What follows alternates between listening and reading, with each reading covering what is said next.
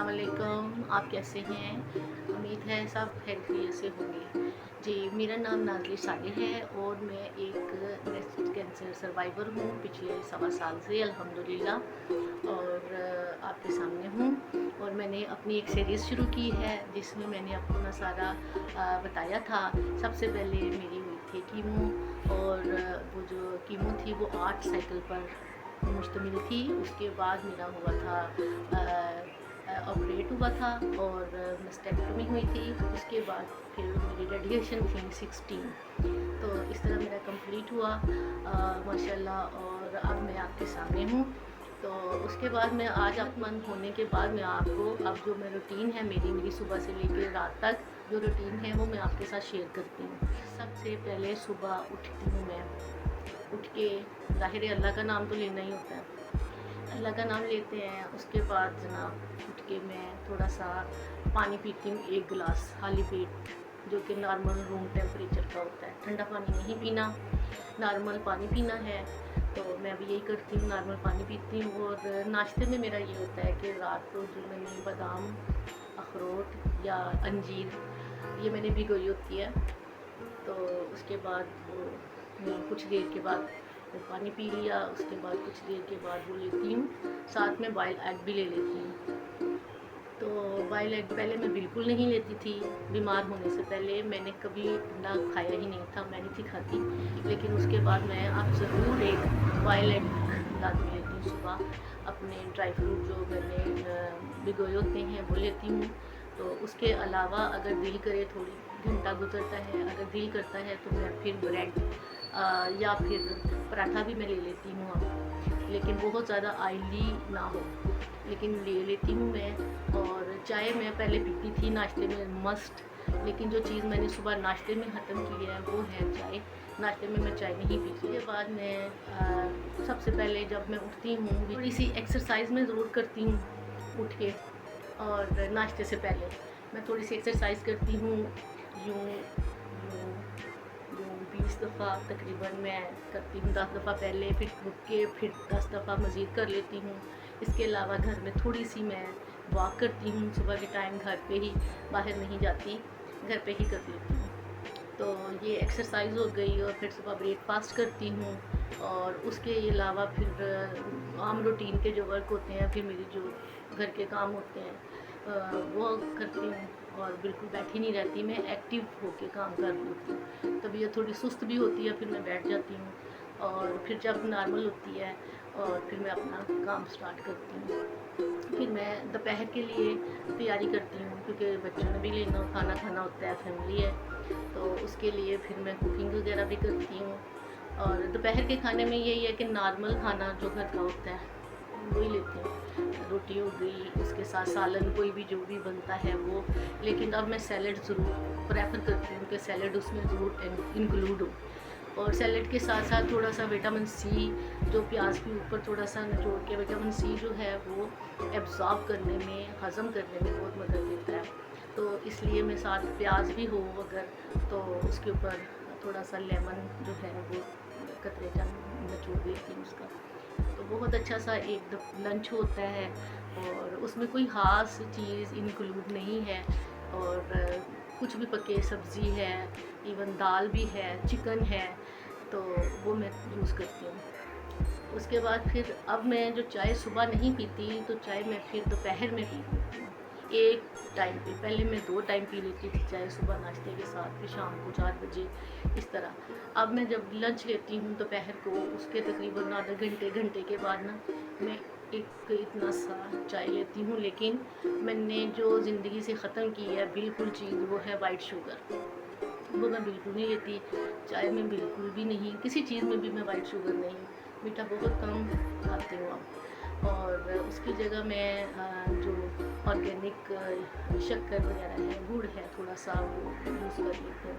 तो क्योंकि क्रेविंग होती है बाज़-औक़ात मीठे की, तो चीनी की बजाय बंदा ये चीज़ यूज़ कर ले, वो भी ज़्यादा मकदार में नहीं, थोड़ा। तो चाय में फिर वो डाल लेती हूँ और उससे चाय का टेस्ट भी अच्छा बन जाता है, वो मैं ले लेती हूँ। उसके बाद फिर मैं थोड़ा सा रेस्ट करती हूँ दोपहर के टाइम, लंच लेके चाय वगैरह पी के थोड़ा सा टाइम रेस्ट किया, ताकि बॉडी को थोड़ा सा आराम मिल जाए। ये बड़ा ज़रूरी है। तो ये करना ही चाहिए, क्योंकि बॉडी जो है वो भी एक मशीन है, अल्लाह ताला ने बनाई हुई है, तो वो भी थक जाती है। तो वो मेरे मेरे जहाँ तक मेरा ताल्लुक़ है, मेरी तो बहुत थकावट होती है, और मैं फिर अपना 1-2 घंटे लाज़मी जो है रेस्ट करती हूँ।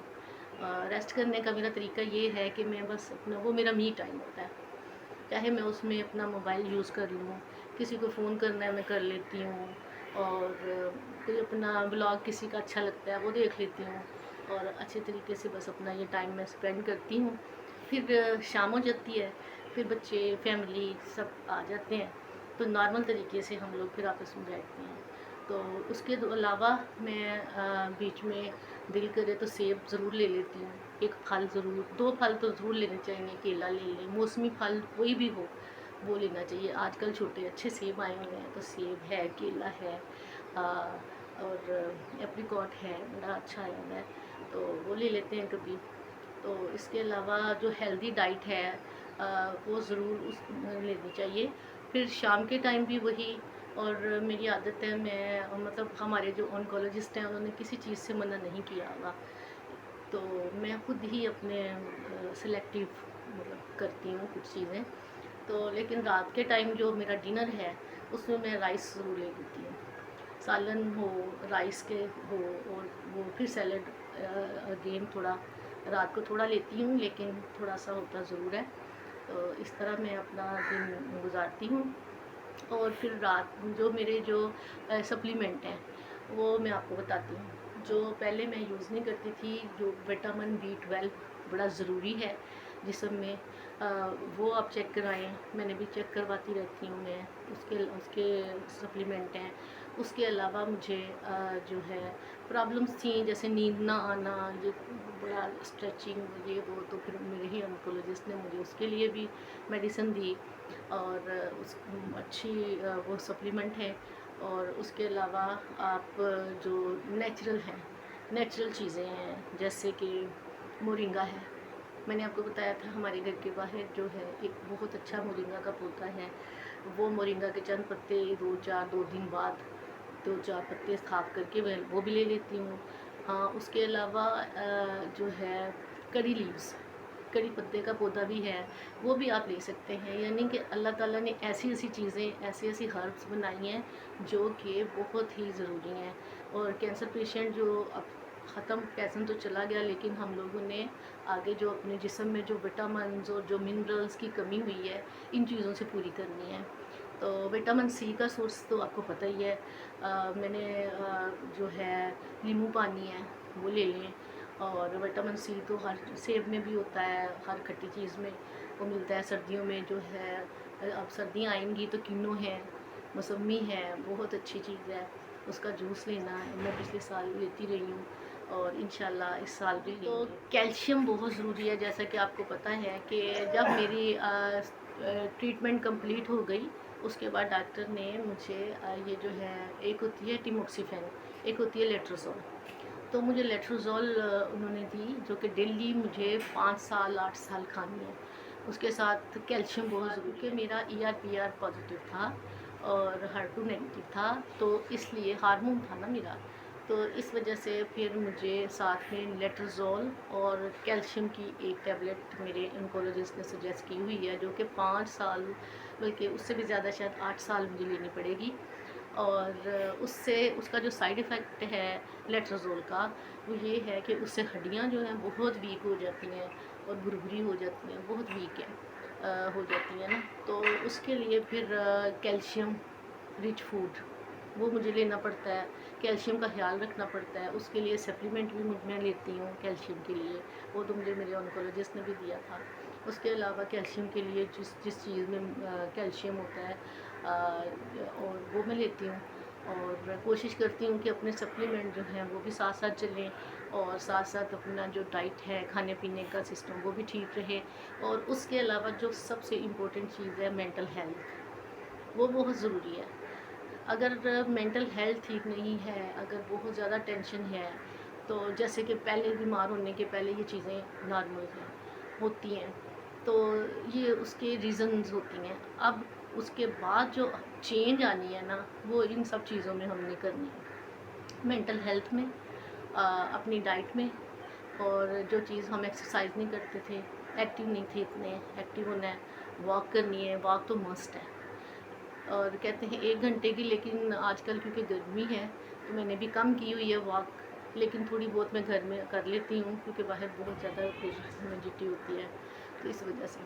तो साथ में अपने सप्लीमेंट भी ज़रूर लेती हूँ और लेने चाहिए जो भी इस ट्रीटमेंट से गुज़र के आगे आते हैं, उनको अपना ख़्याल ज़रूर रखना पड़ेगा, लाइफ को चेंज करना पड़ेगा। इसके साथ ही इजाज़त चाहती हूँ, मिलूँगी अगली व्लॉग में किसी नए टॉपिक के साथ। अल्लाह जी, आप मेरे चैनल को सब्सक्राइब करें, लाइक करें और शेयर करें, ताकि मैं आइंदा भी आपको अपने एक्सपीरियंस बताती रहूँ, ताकि किसी को फ़ायदा हो सके।